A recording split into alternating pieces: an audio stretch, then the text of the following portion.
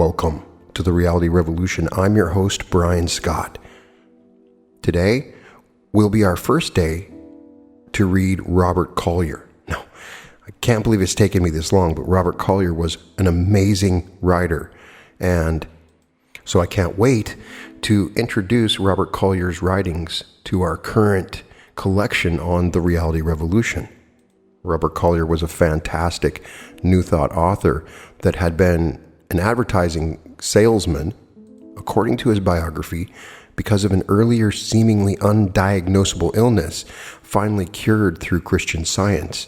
He became interested in health products and felt that 98% of all of our illnesses came from chemically treated denatured foods. From this illness came the desire to investigate how the mind could so quickly and surely cure a trouble that doctors had been working on for months, that there must be powers in the mind that he had never even suspected. And he theorized if it had dominion over his physical self, why could it not cure business problems too? Why could it not cure any financial lack? Why could it not bring him anything of good that he might wish? So he decided that it could, and he proceeded to find the way.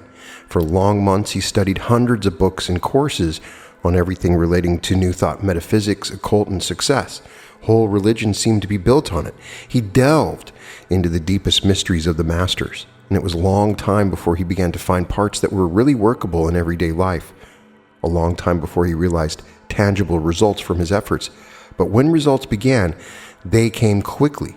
Robert Collier had the idea for a long time for a set of books on practical psychology, and he put this idea into action, working night and day writing the books.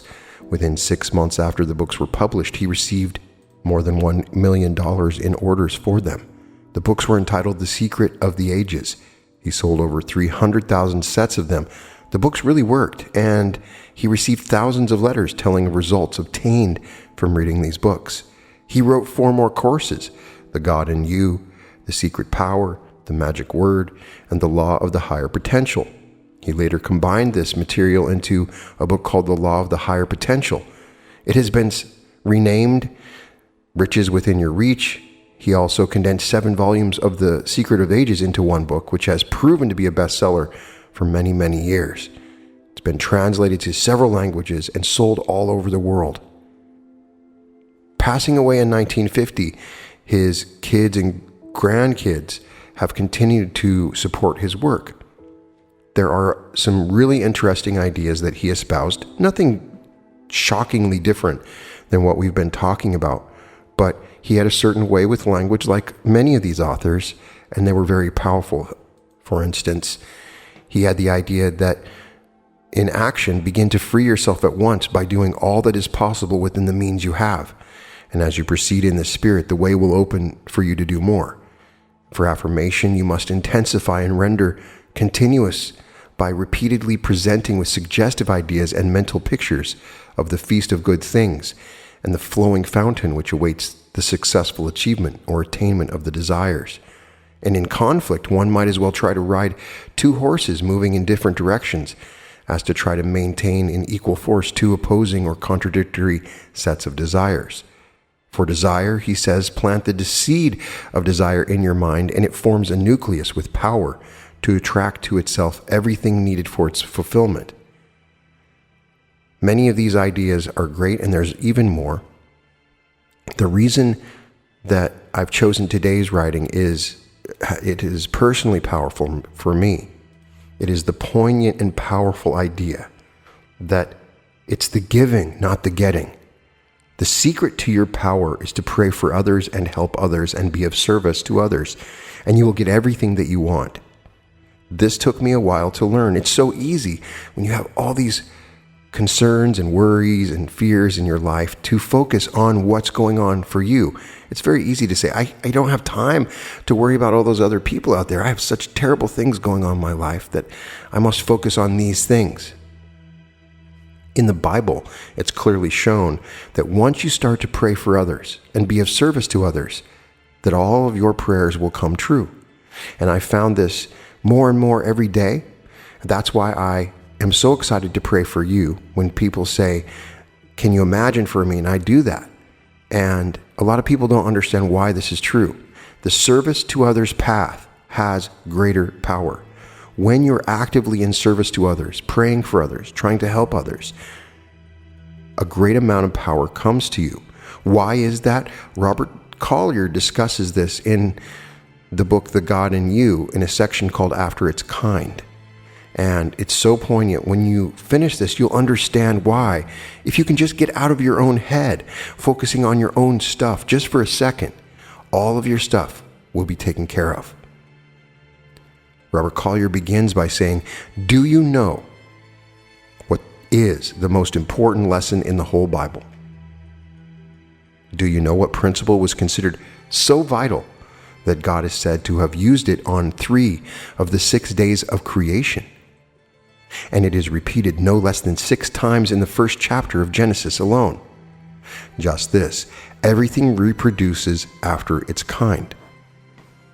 Go back over the miracles of increase in the Bible. What do you find? When the widow of Zarephath gave Elijah her oil and meal, what did she get? More oil and meal, did she not? Not gold or riches, but increased after its kind. When another widow begged Elisha to save her sons from bondage, he asked, what hast thou in the house? And when told, not save a pot of oil, it was the oil he increased, was it not? When the multitude lacked for bread, and the apostles asked Jesus what they should do, he did not turn the stones into bread, or bring forth gold with which to buy. No, he asked, how many loaves have you? And when told 5 and 2 fishes, he based his increase upon them. You see, it all comes back to terms of electrical energy. For what is energy but power? And what are personality, skill, ability, riches, but different forms of power? If you want to increase your stock of these, what must you do? Put them to work, must you not? Put them out at interest, as in the parable of the talents. No energy ever expanded until it was released. No seed ever multiplied until it was sown. No talent ever increased until it was used. You want more power, more riches, greater ability, a wider field of usefulness. How are you going to get them? Only by putting out at interest that which you have. And the way to do this lies not in working for riches as such, but for increase in the form of energy you have. Now, what have you in the house? What seed can you plant? What service can you give? In Weekly Unity some years ago, there was this story of a mother who had been well-to-do, but had lost everything and was now hard put to it to provide food and clothing for her small boys. It was near Christmas, and she was bewailing to a friend the fact that she could buy no gifts for her children, much less remember old friends and relatives. The friend smiled. Money is not what you need, she told her. Can money buy the gifts that live in your heart? If I were in your place, I would stop repining and, instead, seek the guidance of your inner self. The mother took the advice, and one night as she dropped off to sleep, after having prayed for guidance, she saw a beautiful tree lighted with tapers, and beneath each light hung a small envelope. As she looked more closely, she saw the names written on the envelopes were those of friends and relatives to whom she longed to give. Opening one of the envelopes, she found a piece of blank paper, and she seemed to hear a voice saying, "Write, and let that which you write bear witness of me. As you write, give from your heart the treasures that are stored there in my name. I will fulfill every blessing according to your word." The mother woke, and going immediately to her desk, began to write her blessings. She wrote words of life and wholeness for an aunt who had been bound with rheumatism for months, words of courage for an uncle who was having a difficult time with his farm, words of guidance for a young cousin who had seemed to lose her way a bit. Inspired by that inner self, she wrote 10 blessings that night. She had never thought that she could write, but her own heart thrilled at the beauty of the words that came to her, and she was lifted up by their prayer and simplicity. "Don't ever again say you have nothing to give," one of her friends told her later. "I never received so richly in all my life." And throughout the years, the blessings that his mother gave out have continued to bear fruit. "Give me gold," prayed Levesco, "that I may be helpful, not helpless. Give me gold, that I may taste the pure joy of making others happy. Give me gold, that I may see the beauties of this world in moments of leisure. Give me gold, that I and mine may be secure in our declining years." A worthy prayer indeed, but prayer alone is not enough. You must plant the seed before you can hope to reap the harvest. You must give before you can get. "Do the thing," said Emerson, "and you shall have the power. But they who do not the thing have not the power." Everything has its price, and if the price is not paid, not that thing, but something else is obtained, and it is impossible to get anything without its price. For any benefit received, a tax is levied. In nature, nothing can be given. All things are sold. Power to him who power exerts. Russell Conwell, the famous lecturer who built the Baptist Temple in Philadelphia and founded Temple University, was in the beginning merely the pastor of a very poor flock. His congregation consisted of working people, and many of them were in need, so he was continually offering prayers for money. One Sunday it occurred to him that the old Jewish custom had been to make a gift or offering first, and then pray for what you wanted. So he announced that the following Sunday he would reverse his usual method of procedure. Instead of offering his prayer first, he would first take up the collection, and he wanted all who had special favors to ask to give freely as an offering. We quote the result from effective prayer. The question was asked afterward if anyone who made a special offering on that particular day had not been answered, and there was no exception in the mass of testimony to the efficiency of each prayer that day. The recitals of the marvels which followed the prayerful offering were too startling for general belief. The people had complied with the conditions, and God had answered clearly according to his promise. They had brought the tithes into the storehouse, and the Lord had poured out the blessings as an infallible result. Cases of sudden and instantaneous recovery of the sick were related by hundreds. One poor man whose child was insane prayed for her recovery. That afternoon, when he went to the sanitarium, she met him in her right mind. A lady sold her jewelry and brought the proceeds as an offering as she prayed for healing from sciatic rheumatism. She fell going from church and arose to find the rheumatism gone. One old gentleman involved in a ruinous lawsuit brought all the profits of the previous week and deposited them as he prayed for a just outcome. Within the week, the suit was withdrawn. A woman with an overdue mortgage on her home determined to risk all on one prayer and gave all she had as she prayed. When plumbers came to repair a leak the following week, they discovered a loose board in the floor under which her father had hidden all his money. The sum was more than enough to pay off the mortgage in its entirety. There were probably 50 such cases. You have to sow before you can reap. You have to give before you can get. And when you sow, when you give, you must give freely, with no strings to it. As Jesus put it, except a kernel of wheat fall into the ground and die, it abideth alone. But if it die, it beareth much fruit. You remember the old-fashioned hand pumps that are still to be found on many farms. To start them, you had to pour in a bucket of water in order to create a vacuum and thus be able to draw water from the well. The same principle applies in using a siphon. You pour in water to drive out the air and create a vacuum. Once the vacuum is formed, your water flows, and you can get unlimited quantities of it without having to give more. But you get none from the pump or siphon until you first give some. You must give to get. You must sow the seed you have before you can reap the harvest. You cannot merely lend it. You must give it freely and fully. Except a kernel of wheat fall into the ground and die, said the Master. Except your seed of riches be given freely and fully, you get nothing from it. But if it die, it beareth much fruit. If it be dead to you, if it is gone beyond hope of return, then you can look for a harvest. He that findeth his life shall lose it, said the Master on another occasion. But he that loseth his life for my sake shall find it.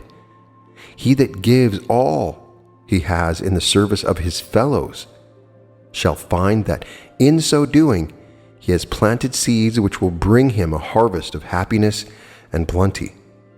You probably read the story of Charles Page as given in the American Magazine a few years ago. Page was then a millionaire oil operator in Oklahoma, but a few years before he had little or nothing, and his wife was so sick he feared he was going to lose her as well. The surgeons at the hospital had given up hope for her, so as all other avenues seemed closed, Page turned to God. "Oh Lord," he prayed, "don't take her away from me. I just couldn't bear it." The words rang in his ears, and they had an empty ring. As a prayer, it seemed to fall flat.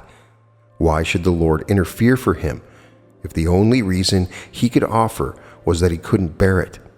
Plenty of husbands, just as devoted as he, had lost their wives. Why should the Lord specially favor him? The thought came home to him with the power of a blow. What had he ever done that the Lord should go out of his way to help him? What reason had he to look for special consideration from above? None.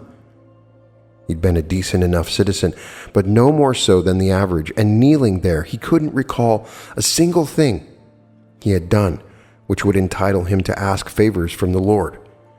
The thought appalled him. What chance had he? Must he then lose the one dearest to him in all the world just because he had never done enough to be worthy of keeping her? No, that was unthinkable. It wasn't too late. He would start that very minute. That was it. The Master had said, "Whatsoever ye do unto the least of these, my brethren, ye do it unto me." The next morning, a poor widow was in transports of joy to find under her doorsill money enough to carry her safely through the winter. But that evening inquiry at the hospital elicited the information that Page's wife was no better. For a little, his faith faltered. Then, as he thought back over the reason for his act, it flamed up anew. Why had he helped the widow? Not because he was interested in her welfare, not even because it was the right thing to do, but because he was trying to buy off the Lord. Thinking of it in that light, he sounded ridiculous. He got down on his knees again. "I ain't making a bargain with you, God," he promised. "I'm doing this because it's the right thing for me to do." This time it seemed to him his message carried. He felt strangely cheered and relieved. His prayer had gone through. Now comes the remarkable part of this incident. His wife, much to the astonishment of the surgeons, took a turn for the better, and within a comparatively short time was well. From that day to this, Charles Page has never failed in his covenant with God. Times there were when everything looked black, times when it meant a real struggle to find the Lord's share, but his faith never faltered. He knew if he did his part, he could depend upon God for his. For a long time, he gave 1/10 of his earnings. Then he increased it to 1/4, later to 1/2, and finally to all except what he needed for personal and family expenses. He has given away literally millions. But don't get the idea, he warns, that I'm telling you how to get rich. It's the giving, not the getting. That is important. Personally, I believe that it's only playing fair to tithe or give a part of your income to God, but it must be a gift, not an investment. Do you get the difference? If you tithe in the right spirit, you will get your reward just as sure as a gun's iron. But the reward may not come in the form of money. Often it's something far better than money. What you keep to yourself, you lose, wrote Munte. What you give away, you keep forever. And Irene Stanley expressed much the same thought in her little poem. You have to let go of the rung below when you reach for the round above. There is no other way to climb, you know. You have to let go of the rung below. Each upward step brings more of the glow and warmth of the sun of Hove. You have to let go of the rung below when you reach for the round above. You see, God incarnates himself through you, but he cannot be shut up. He must be given out, expressed. You put him into everything you do. Whether towards failure or success, you are inseparable from the creative force. You are part of the fountainhead of supply. What then must you do to win riches and success? Give. Give freely of what you have. Give, and it shall be given unto you. Good measure, pressed down and shaken together, and running over, shall men give unto your bosom. For with the same measure that ye mete, withal it shall be measured to you again. Luke 6:38. Does that require too great faith? You do not marvel at the farmer who freely throws all his seeds into the ground, knowing he will never see it again, but must depend upon its fruit for his increase. He shows perfect faith. Should you show less? Remember the first law of life, the law that was considered so important that it was repeated 6 times in the first chapter of Genesis. Everything increases after its kind. Do you expect that law to be changed for you? Do you expect to reap without sowing? There is that scattereth and increaseth yet more, said the wisest of ancient sages, King Solomon. And there is that withholdeth more than is meet, but it tendeth to poverty. The liberal soul shall be made fat, and he that watereth shall be watered himself. You see, life is logical. Life follows definite fundamental laws. One of these laws is that you reap as you sow, that he that hath a bountiful eye shall be blessed. For all motion is cyclic. It circulates to the limit of its possibilities and then returns to its starting point. Thus, any unselfish expenditure of energy returns to you laden with gifts. Any unselfish act done for another's benefit is giving part of yourself. It is an outward flow of power that completes its cycle and returns laden with energy. Everything we get, we pay for, good or bad. Personal gain comes through impersonal service. Personal loss comes through selfishness. As Emerson puts it, a perfect equity adjusts its balance in all parts of life. Every act rewards itself. Any act of ours that injures another separates us from God. Any act of ours that helps others brings us closer to God and good. One may think that his cheating of another is a secret between them, but by his cheating, he has shaken the trust of another in human brotherhood and damaged his idealism. Isn't that a definite affront that is going to stand between him and God when the one who cheated tries to enlist God's help in enlarging the activities of his own life? Wouldn't it have been better to say to himself, God gives me all my money. Surely he has given me enough for all the needs of my business. Or, if he hasn't already given it, it is on the way. If I need more, he will give me more. So I am not even going to think about trying to make easy money by taking advantage of others. God provides me with plenty, and I am going to run this business as if he were always here beside me. One on God's side is a majority. You're always together with God. So make him an active partner in your business. Look to him for its needs. Give the same loving service you feel that he would give. Then cast off all worries, fears, and put your business lovingly in his hands. When the future looks dark, when problems confront you, just say to yourself, God lights the way, no more I grope, nor stumble on in troubled hope. I sow no seeds of care and strife, but those of love and joy and life. No more I strive to plan my lot. The Father fills my cup unsought. What is the unpardonable sin? What but damning the sources of God's supply? What but trying to shut up the God in you, trying to keep him from expressing himself? When the giant monsters of antiquity ceased developing and depended upon their size and strength and fierceness, they perished. When the vast empires of China and Greece and Persia and Rome stopped reaching out and tried merely to hold what they had, they died. When the rich man or big business of today stops giving service and merely hangs on to his fortune, he loses it. You cannot stand still, you must go forward or die. There is a God in you seeking expression. You cannot keep him shut up. You must give him channels through which to express himself, or he will rend you and come out of you. What would you think of a man who spent years in developing great muscles, then tried to keep them great by not using them, by not wearing them out? You'd call him a fool, wouldn't you? Because everyone knows that the only way to develop muscles is to use them. The only way to keep them strong is to continually exercise them. What everyone does not seem to know is that all of life works in the same way. You cannot hold on to anything good. You must be continually giving and getting. You cannot hold on to your seed. You must sow it and reap anew. You cannot hold on to riches. You must use them and get other riches in return. The unpardonable sin is to stand in the way of progress. Try to stop the cycles of life. You must give to get. You must sow to reap.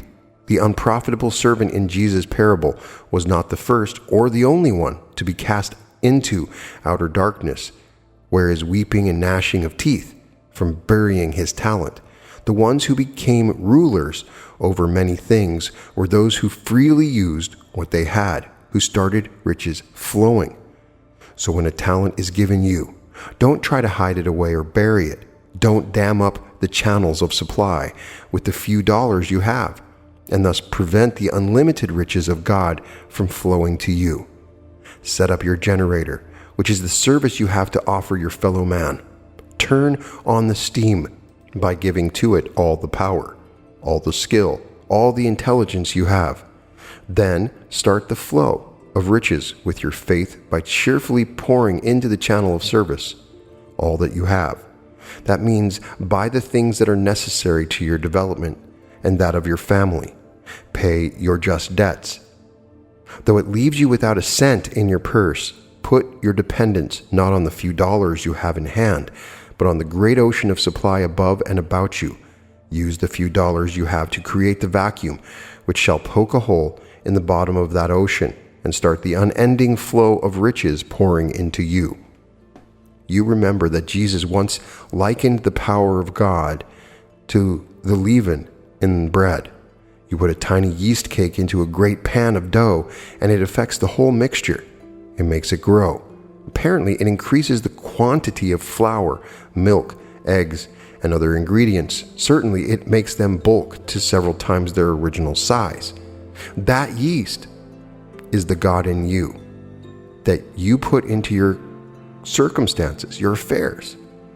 Put into your fears and worries, and it will increase them until they can hardly be borne. Put it into your expenses, and it will make them ever greater. Put it into love and life and good work, and it will bring these back to you, increased 100-fold. Let's have a league of optimists, writes Elizabeth Swalter in Let's Have It. To boost the world along, we are so weary of thought that everything is wrong. We're surfeited with talk of lack, depression, gloom, and fear. If we but think of brighter things, good times will soon be here. 'Tis time to turn and face about and court conditions fine. By boosting I shall prosper yours, and you will prosper mine. Put your yeast into optimistic thoughts, into kindly words, into loving acts of service. Remember, the hardest part of anything is the start. If you want something, pray for it, then start doing, being, giving, whatever is needful to set the yeast acting. You don't have to make the dough expand when you put the yeast into it. The yeast attends to that. All you have to do is give the yeast a chance to get in its work. So, if you want to receive something of good, show your faith by giving of what you have. Put a little yeast into your affairs. It doesn't matter how poor you are, how much in debt, how weak or sickly, you can always give something. But remember that everything increases after its kind. So give of what you want to receive. Sow the seeds of the harvest you want to reap, whether it be love, energy, service, or money. And pray. Nearly 2,000 years before Christ, it was said in the Vedas that if two people would unite their psychic forces, they could conquer the world. Then came Jesus, to put it even more definitely. Again, I say unto you that if two of you shall agree on earth as touching anything that they shall ask, it shall be done for them of my Father which is in heaven. For when 2 or 3 are gathered together in my name, there am I in the midst of them. In one of his books, Russell Conwell tells of a little group in his church who were in such straitened circumstances that they decided to get together and see if by uniting their prayers they could not improve their finances. So they met at the house of one of their number who happened to be a bookbinder by trade, and decided that each week the whole group would unite their prayers to solve the difficulties of some one member. The bookbinder was the first one chosen. He owed a great deal of money and had no means of paying his debts. So that evening, the group prayed that he might receive help in meeting his obligations. It was then agreed that at noontime every day until the next meeting, each member would stop whatever he was doing and spend a minute or two in silent prayer that the bookbinder's needs might be met. The meeting was on Tuesday evening. The next day, after lunch, as was his custom, the bookbinder dropped into a publishing house nearby for a chat with some friends. He met there a man from Washington who told him that for the first time in his life he had forgotten his train and must now get back home on some urgent business without placing a contract which he had intended to give to a New York bookbinder. The bookbinder suggested that he was also in that business and could help him, but the other objected that the particular class of work he wanted could be done only in New York. Upon the binder persisting, however, he explained his needs, and being convinced they could be filled right there in a satisfactory way and on a more reasonable terms than in New York, he not only gave the binder the contract, but advanced enough money to more than take care of his difficulties. The binder hurried to the other members of his group and told them of his good fortune. His problem was so completely solved that he felt they ought to start work at once for some other member, because all were so badly in need. All felt so elated over their success in helping the binder solve his problem that they chose the most difficult case of all as the next. This was a jeweler who had grown so old and forgetful that his business was in a deplorable condition. Bankruptcy seemed so sure that his son had moved out of town to avoid sharing the disgrace. 2 or 3 days after the group started working on the jeweler's problem, the son came to town for a day to attend a funeral. On the return trip from the cemetery, he fell into a conversation with one of the other mourners, in the course of which the latter mentioned that he was looking for an expert in clockmaking to superintend a new factory he was erecting in another city. The son told him his father was a master of that art, but no good at managing finances. The upshot of it was that the jeweler applied for the position, at the same time explaining his present financial difficulties. The manufacturer liked his letter, went over the whole situation with him, and ended by taking over the store as a retail outlet, paying off the old debts, and forming a business connection with the jeweler, which prospered both amazingly. An old lady who owned a small notion store was next. Soon after the group united in prayer for her, a fire destroyed the store next door to her. The owner decided to build bigger than before and offered her not only an attractive price for her store, but an interest in his business, which paid her enough to live in comfort the rest of her days. Every member of that group became prosperous. Do you, too, want something very much? Then give and pray. Get yourself a small toy bank. A paper one will do. Each day, put something into it, even though it might be only a penny. Give that money to God. Give it to Him. at the time you put it into the bank, but leave it there until it amounts to $1 or more. Then use it for any good charitable purpose that presents itself. Don't give it to some panhandler. Try to use it where it will do the recipient some good. Use it to help him to help himself, as in buying some book for him that will show him the way out of his difficulties. And as you give, pray. Pray not only for yourself, but for others. Every morning at 7, we shall pray for protection for our own family and for all students of this course who will join with us in uniting their psychic forces by agreeing as to the thing they should ask. For this prayer, you cannot do better than repeat the 91st Psalm. Every day at noon, we shall pray for abundant supply for all of those among our readers who will join with us in praying for the whole group. For this prayer, hold in your hand any money you intend to give that day for any good purpose, and any checks or money you intend to use to pay bills, and say with us, I bless you, and be thou a blessing. May you enrich all who touch you. I thank God for you, but even more, I thank him that there are billions like you where you came from. I bless that infinite supply. I thank God for it, and I expand my consciousness to take it in. Here, try to see in your mind's eye a Niagara of money flowing to you and to all who are praying with you. See yourself and all of us bringing in a great net of full money, like the nets the apostles pulled in bursting with fish. I release that infinite supply through all my channels and the channels of all the students of this course, just as I freely release the money I hold in my hand, giving it where it will do the most good. The Spirit that multiplied the loaves and fishes for Jesus enters into this money, making it grow and increase and bring forth fruit 100-fold. All of God's channels are now open and flowing for us. The best in ourselves for the world, the best in the world for us. Then prepare for prosperity. When the Israelites of old were suffering from drought and begged the prophet Elisha to help them, what was the first thing he told them to do? Fill the valley with ditches, prepare to receive the water that they asked for. You see, prayers and affirmations are not for the purpose of influencing God.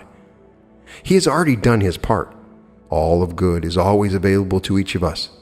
Our prayers and affirmations are for the purpose of bringing our own minds to the point where we can accept God's gifts. We don't need to work on conditions. We need only to work on ourselves. The only place we can cure our lacks and our troubles is in our own minds. When we have done it there, we shall find that they are cured everywhere. Whatsoever things ye ask for when ye pray, the Master assured us, believe that ye have received them, and ye shall have them. That is the basis of all successful prayer, whether for the healing of our bodies or for material benefits. Once you convince your higher self, which is the God in you, that you have the thing you want, it will proceed immediately to bring it into being. But how? You may ask, can I convince my higher self that I have riches or any other good thing when my common sense tells me that I am in debt up to my ears and creditors are hounding me day and night? You can't if you keep thinking and acting debts. But here is a psychological fact. The higher self accepts as fact anything that is repeated to it in convincing tones often enough. And once it has accepted any statements as fact, it proceeds to do everything possible to make it true. That is the whole purpose of affirmations, to bring the God in you to accept as true the conditions that you desire, to the end that he will then proceed to bring them into being. It is a sort of autosuggestion. You keep saying to yourself that you are rich, that you have the things you desire, until the constant repetition is accepted by the higher self and translated into its physical equivalent. Debts. Don't worry about them. Remember that the shadow of growing grain kills the weeds. Keep your mind on the good you want, and it will kill off the evil you fear, just as the turning on of lights dispels darkness. A farmer does not have to hoe the weeds out of growing wheat, any more than you have to sweep the darkness out of a room.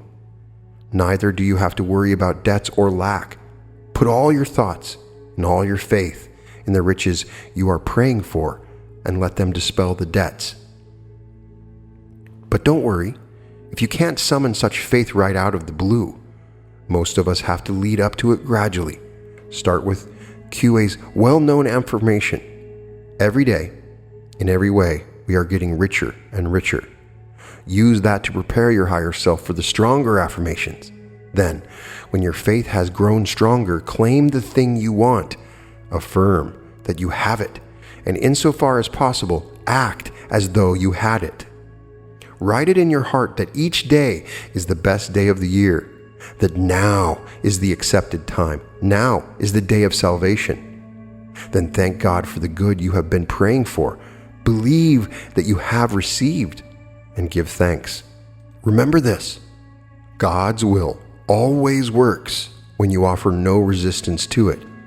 So pray, and then let His good come to you. Don't fight the conditions about you. Don't try to overcome the obstacles in your path. Bless them. Know that God is in them, that if you will let them, they will work with you for good. Have faith not only in God, but in people and things. Don't look for a miracle to happen. Don't expect an angel from heaven to come and open the way. Know that God works through ordinary people and things, and it is through them that your good will come. So bless them. Serve them as you would the Lord, doing each thing that is given you to do as though you were the greatest genius. And all day long, as the thought occurs to you, keep repeating to yourself every day, in every way, I am getting richer and richer, or whatever it is that you desire. There's something about praying for others that oftentimes does one more good than praying for oneself. You see, you cannot give anything to others without first possessing it yourself. When you wish another evil, you draw that evil to yourself first, and you usually get a part of it. When you bring good to another, you bring it through yourself, and you share in it. Remember the experience of Job in the olden days. Despite his lamentations and prayers, he lost all his riches, and his afflictions remained with him.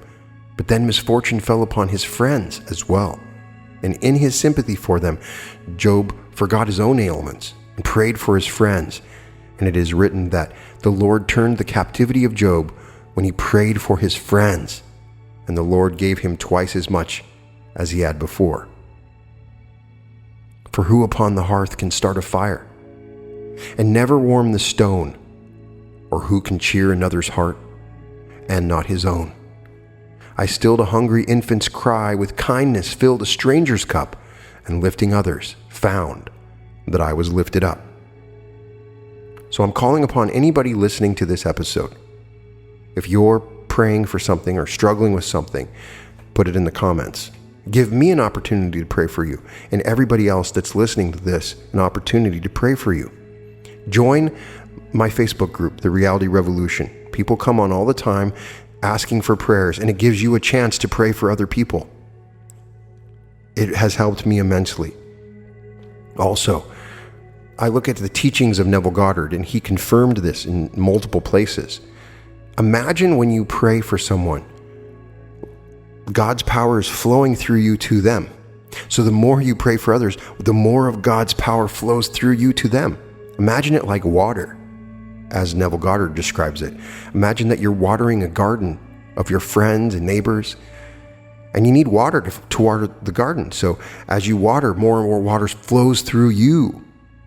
And so the more you pray and imagine for other people, the more of that blessed water of God comes through you. There's also on our group multiple people that have set up groups of 8, where 8 people pray for each other, and it is very effective and powerful. And we continue to do this all the time. It is now my favorite thing to do. If I can find someone to pray for, I will.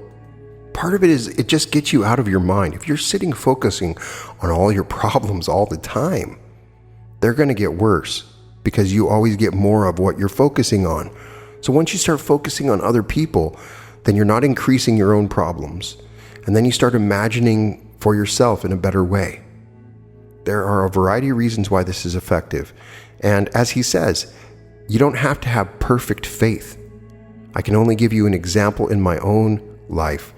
I was leaving the grocery store, and I had about $700 in cash that I just got from the ATM in my pocket, and I saw someone that was really struggling. He wasn't asking for money, but clearly he had nowhere that he was living, and he was just sitting there.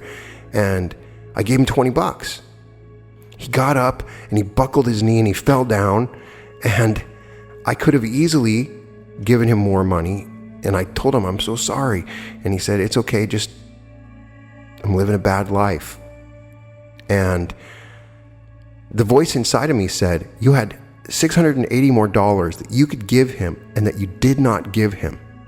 And so after that, for that following week, I only got a little bit of what I wanted for the things that I prayed for. So I was given a similar situation that came up the following week, and I gave every single dollar I had in my pocket. And I'm not saying that to say, hey, look at me, because that is the worst thing that you can do when you give to others. I'd rather keep it quiet, but I'm telling this story.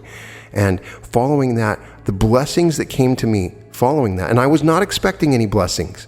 I was only remembering that before I could help someone out. And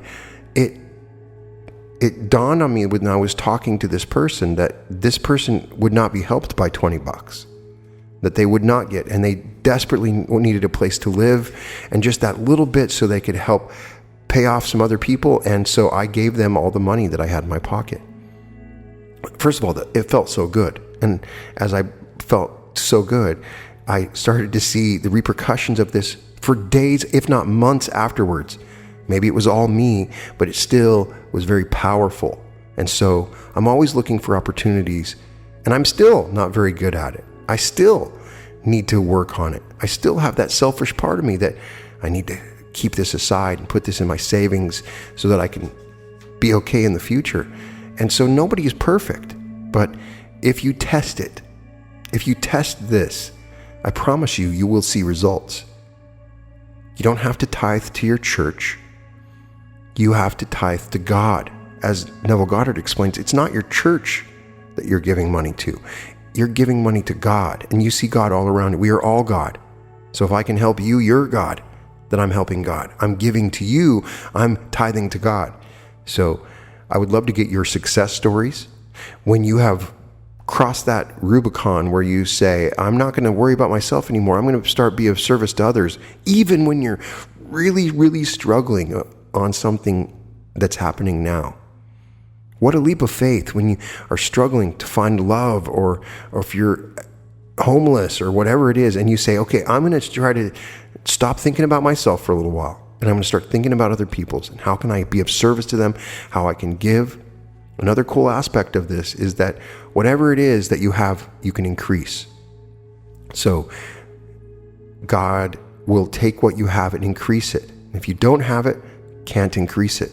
So try to find those things that you want to have and hold them in your heart so that God can increase them. If you want love, then you need to be loving. Then God can give you more love.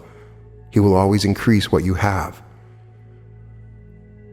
So if you are struggling and really want to fall in love with somebody in particular, you can do that by just offering love in general to someone else. It doesn't have to be romantic love, but you will have more love flowing into your life. So I would love to hear what you think about this. Tell me if I can pray for you and everybody else that's listening. Pray together and we can let these waters flow through us. You give me such a great joy, and I cannot thank you enough. And I send out all my love, all my happiness and joy to you, hoping that you are having a great day, and any blessings that I can give of love and light to you, I'm spreading it as much as possible, and I'm wishing you the very best day. Thank you for taking this time on this lesson, and I appreciate you more than you could ever imagine. Thank you for giving me the opportunity to be of service, and I'm praying that you have wonderfully joyous opportunities to be of service as well. All episodes of The Reality Revolution can be found at therealityrevolution.com. Welcome to The Reality Revolution.